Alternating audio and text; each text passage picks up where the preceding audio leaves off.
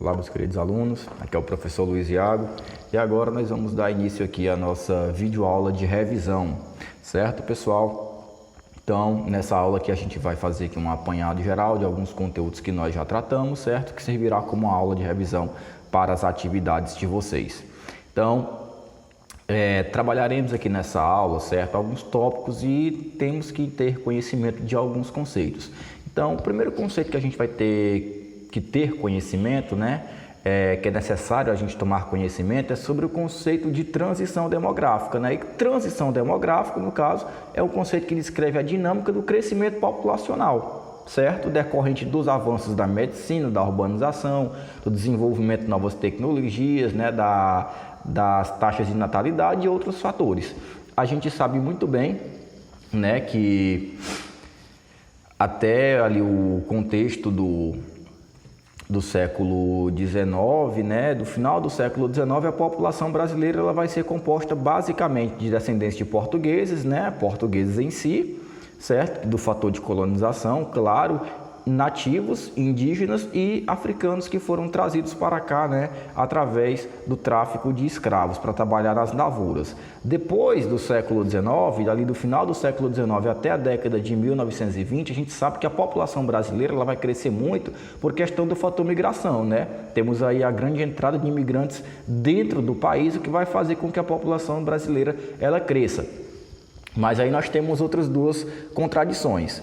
Nós temos um grande fator, né, que vai impedir o crescimento da população brasileira durante muitas décadas, né, que são os fatores sanitários, péssimo atendimento de saúde, a população que não tinha acesso a serviços de saneamento básico, a tratamento médico hospitalar, certo? Não havia campanhas de vacinação para muitas doenças que hoje são comuns, mas que na época, né, vitimavam ali uma grande quantidade de pessoas. Depois da década de 30, quando houve-se aí um processo de remodernização, principalmente ali dos grandes centros urbanos brasileiros, então o serviço médico hospitalar ele melhora, né? A grande maioria da população passa a ter atendimento médico, muitas vacinas vão ser criadas com os avanços da medicina, tratando ali algumas doenças como febre amarela, difteria, certo? E algumas gripes que eram muito comuns na população brasileira, que vitimavam muito, né, as pessoas, levando elas ao óbito, e que depois das campanhas de vacinação essas doenças começaram a ser tratadas, vitimando uma quantidade muito menor de pessoas, certo? Então esses fatores aí vão melhorar, né, a expectativa de vida da população brasileira e, consequentemente, se a população vivia mais, então ela também vai tender a crescer mais. Então aqui a gente tem um gráfico, né, da transição demográfica. Então o Brasil, como todo país subdesenvolvido, ele passou por um processo de transição demográfica. O que seria esse processo da transição demográfica? É aquele período onde a população brasileira ela começava a crescer muito, cresce bastante, certo? Que é o que a gente vai chamar de explosão demográfica, né? Boom demográfico. E depois de um certo período, esse crescimento da população brasileira ele começa a cair, ele começa a ser retardado. Atualmente o Brasil ele não tem um grande crescimento da população, certo? Isso porque a gente já passou por esse processo de transição demográfica. Então aqui no gráfico a gente pode muito bem perceber, né, as fases da transição demográfica. A fase 1, né, que é a pré-transição, que é quando nós temos aqui altas taxas de natalidade, mas nós também temos altas taxas de mortalidade. Então isso faz com que o crescimento vegetativo, né, que é o crescimento natural da população, se mantenha baixo. Temos aí a fase 2, que é quando temos justamente esse melhoramento no processo de saneamento básico do Brasil, né? A população tem acesso à água tratada, a esgoto, tem acesso aí a atendimento médico e hospitalar, certo? E aí o que é que vai acontecer? A taxa de mortalidade, ela cai, representada pela linha azul, certo? Ela cai, enquanto a taxa de natalidade continua se mantendo alta. Então a população, ela começa a crescer de maneira muito acelerada. Vocês conseguem perceber, né, na linha tracilhada, né, que o crescimento natural, o crescimento vegetativo da população brasileira se mantém de maneira muito alta, cresce de um ritmo muito acelerado, que é justamente o período de transição demográfica, certo, pessoal? O crescimento acelerado, aquele boom, aquela explosão populacional. Aí vamos para a fase 3, que é quando começa a se realizar o processo de desaceleração do crescimento da população brasileira. O que é que acontece, pessoal? A taxa de mortalidade, ela continua caindo, certo? O estilo de vida, o padrão de vida, né, da população brasileira, por exemplo, ela melhora muito, as pessoas continuam tendo cada vez mais acesso a atendimento à saúde, à água tratada, saneamento básico. Então, o padrão de vida geral da população brasileira melhora, isso aumenta a expectativa de vida do brasileiro, né? Porém, nós temos aí essa redução, essa constante queda da taxa de mortalidade, morrem menos pessoas. Porém, eu tenho uma contradição, né? Que a taxa de natalidade ela começa a cair também. E ela começa a cair por quê, pessoal? Porque nós temos aí o advento do mundo moderno. Já temos aí aqui no Brasil, no caso, nesse momento da fase 3, o período da segunda metade do século XX, pós-1960, que é quando as mulheres começam a entrar no mercado de trabalho, que é quando os padrões de vida começam a melhorar, mas consequentemente também nós temos aí o fator economia, né? Ou seja, você ter filhos significa você ter gastos, então gastos com saúde, com alimentação, com educação, com segurança, com transporte. Então esses fatores são levados em consideração e as pessoas passam a ter menos filhos por casal, então consequentemente nós temos aí um decaimento, né, da nossa taxa de natalidade. E nós temos aí a fase 4, né, que é o processo de estabilização da população, que é quando o crescimento vegetativo, né, que é quando a taxa de natalidade ela se mantém ali num crescimento constante. Geralmente as famílias têm ali um filho por casal, no máximo, uma média de um filho e meio por casal, certo? De maneira geral. E temos também ali a manutenção da taxa de mortalidade lá embaixo, certo? Bem pequena. Ok? O que vai marcar ali um processo de estabilização da população, ou seja, a taxa de crescimento da população ela se mantém estabilizada, tá bom, pessoal? Então aí nós temos a análise do gráfico da transição demográfica e a compreensão, né, de cada uma das 4 fases da transição demográfica. O Brasil ele já passou por elas, tá bom, pessoal? A gente está vivendo aí no momento de desaceleração, né, da transição demográfica, indo para uma fase de estabilização da população, tá certo? Então, essa evolução das taxas de mortalidade, natalidade, né, e fecundidade a partir de 50, elas caracterizam o processo de transição demográfica no Brasil, tá bom, pessoal? De uma população predominantemente jovem, em um passado não tão distante, como era ali no começo do século XX, né? Observa-se nos dias atualmente, né, um contingente cada vez mais importante de pessoas com 60 anos ou mais, né, na nossa população, o que significa aí que estão nascendo poucas pessoas, a população brasileira está envelhecendo cada vez mais e a expectativa de vida do brasileiro também aumenta, ok? Claro, isso vai ter suas vantagens e suas desvantagens. A vantagem os padrões de vida da população melhoram, porém a desvantagem eu preciso que a taxa de crescimento ela se mantenha num ritmo estabilizado, para que não falte mão de obra depois no mercado, né? Futuramente no mercado, prejudicando a economia. Então, temos aí essa queda do crescimento natural da população brasileira a partir da década de 1970, tá bom, pessoal? É aí a partir de 1970 quando a população brasileira ela começa a diminuir, ou seja, que as famílias começam a ter menos filhos. E então temos essa queda nas taxas de natalidade. E vários fatores vão influenciar nesse processo, como por exemplo, as mulheres no mercado de trabalho, né? Os altos custos com a alimentação, com a educação, saúde, transporte, vestuário, as famílias e os casais têm mais acesso à informação e têm também acesso ali a métodos contraceptivos, como anticoncepcionais, preservativos, planejamento familiar, como é muito comum, tá certo, ser feito hoje em dia, onde as famílias planejam quantos filhos elas vão ter ao longo ali da sua vida, certo? Então todos esses fatores vão ser determinantes para influenciar na queda do crescimento natural da população brasileira, ok, pessoal? Então, só recapitulando, né, crescimento natural é igual a crescimento vegetativo. São as mesmas coisas. Aqui nós temos dois conceitos, né? Duas palavras sinônimos para se referir ao mesmo conceito. Então, crescimento vegetativo é a diferença entre a taxa de natalidade, né, que é a proporção de pessoas que nascem, e a taxa de mortalidade, que é a proporção de pessoas que morrem em cada grupo de 100 mil habitantes, geralmente analisado no período de um ano. Então, se a gente quiser calcular a taxa de crescimento natural ou então o crescimento vegetativo da população brasileira, a gente simplesmente tem que subtrair, né, a taxa de natalidade pela taxa de mortalidade. Ok? O resultado dessa subtração vai ser o crescimento natural ou o crescimento vegetativo da população brasileira. Tá bom, pessoal? Como já foi aí explicado em períodos, em aulas anteriores. Então, usando como exemplo, né, temos aqui os dados da população brasileira na década de 70, né, onde a taxa de natalidade ela ficava em média de 38 por mil, né? E a taxa de mortalidade ficava em média de 9 por mil. Então, quando a gente subtrai 38 por 9, temos aí, né, o resultado da nossa, no caso, o resultado, né, da nossa taxa de crescimento natural, o crescimento vegetativo. Tá certo, pessoal? Então, outro ponto que nós temos que destacar aqui é a diferença entre país povoado e país populoso, né, pessoal? O populoso, né? O que seria um lugar populoso? Um lugar populoso é uma classificação dada a um lugar onde há um número elevado de população absoluta, ou seja, um número elevado de habitantes. Por exemplo, a China é um país populoso, porque lá nós temos uma população que ultrapassa a casa de 1 bilhão de pessoas. O Brasil ele também pode ser considerado como um país populoso. Temos aqui, né, mais de 200 milhões de habitantes. Agora temos que entender, pessoal, que quando falamos em povoamento, temos uma diferença de populoso, né? O termo povoado está relacionado com a distribuição da população em determinado lugar, né? Relaciona-se aí, no caso, com a população e a área que essa população ocupa.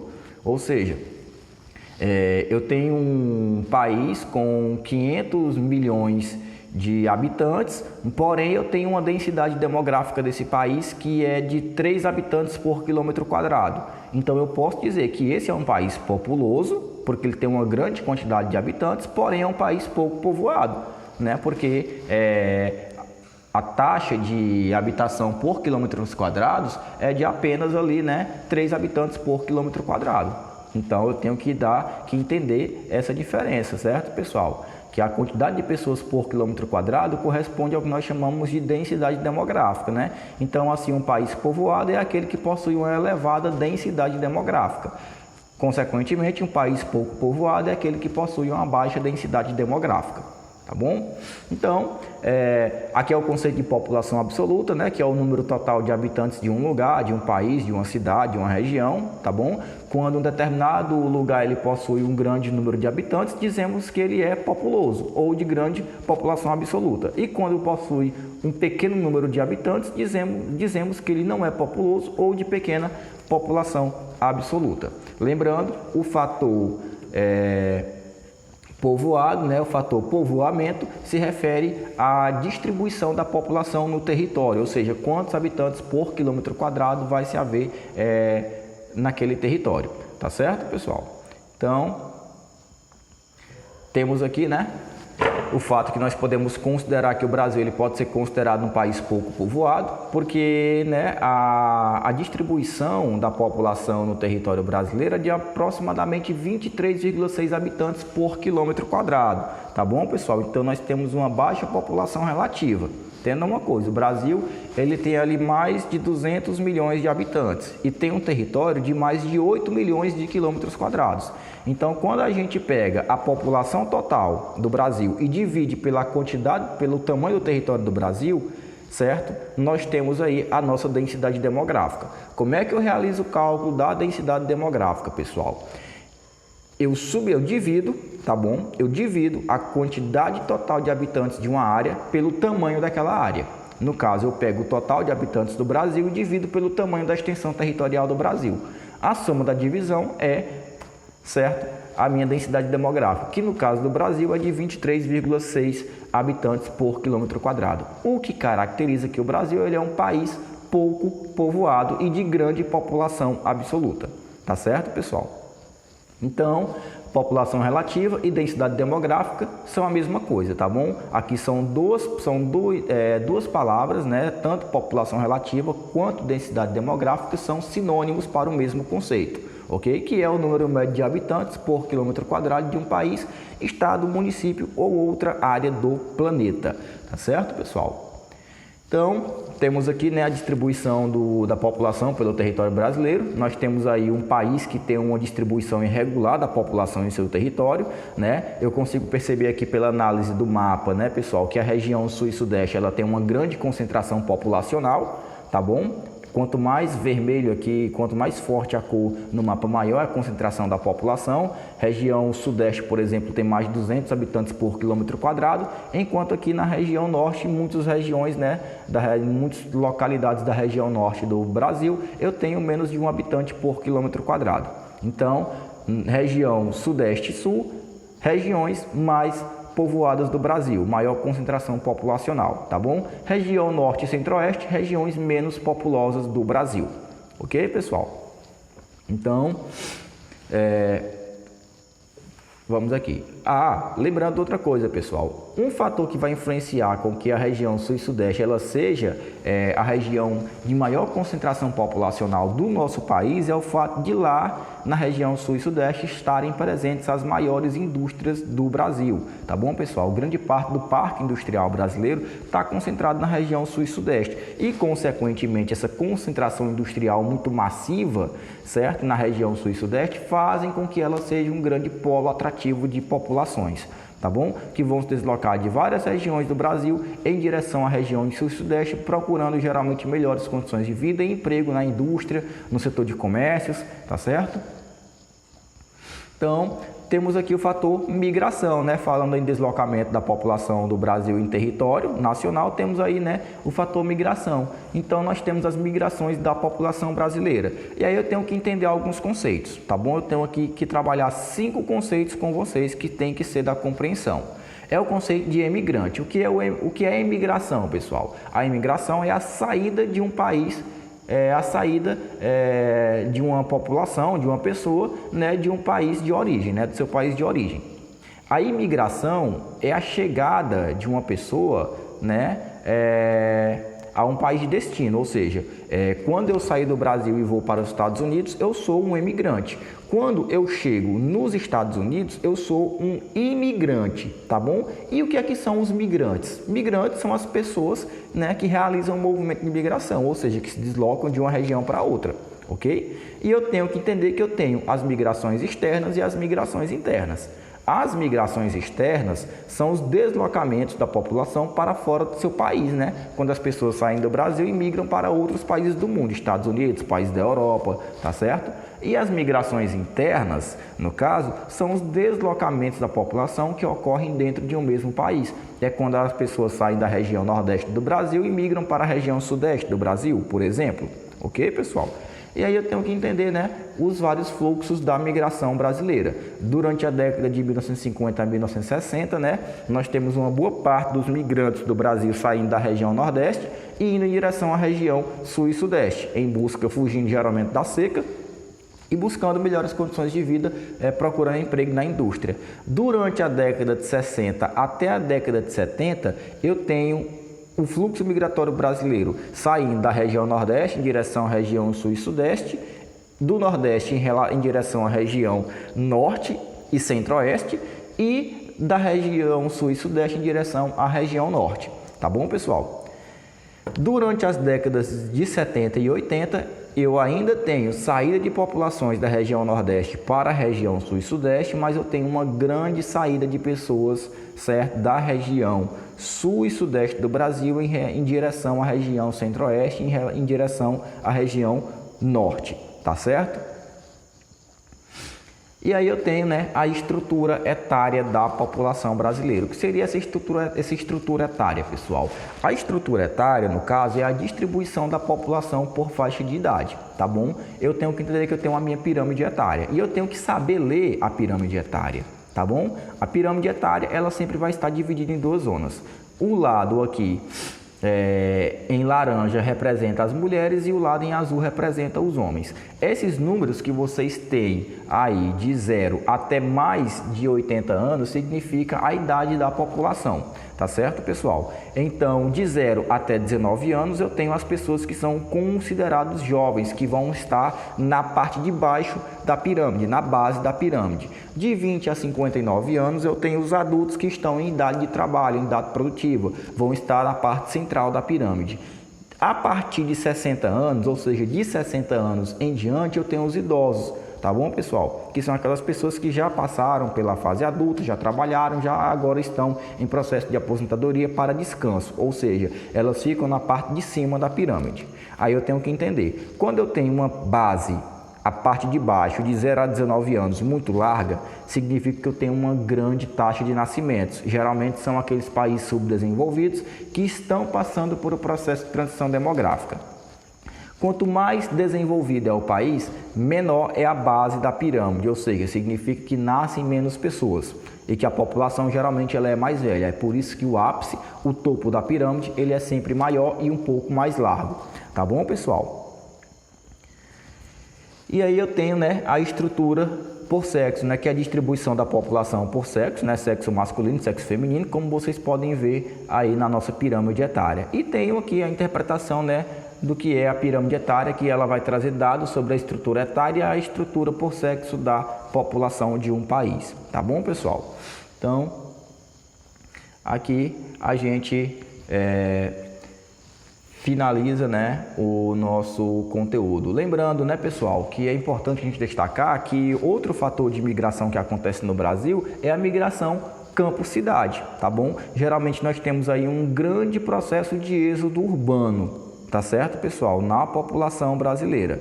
O que é que acontece? Durante muito tempo, grande parte da população brasileira se concentrava no campo.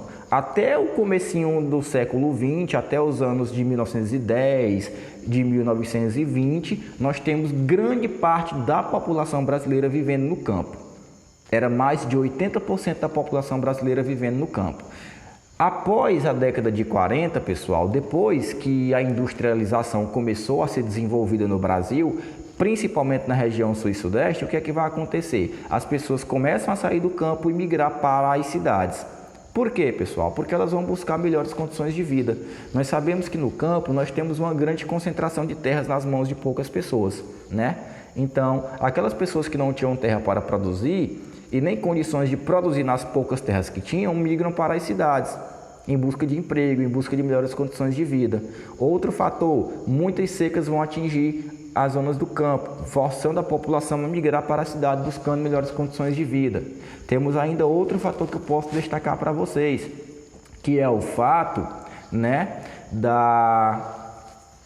das leis trabalhistas serem aplicadas também ao campo. Então, os trabalhadores rurais, eles passaram no Brasil a ter os mesmos direitos legais que os trabalhadores das cidades.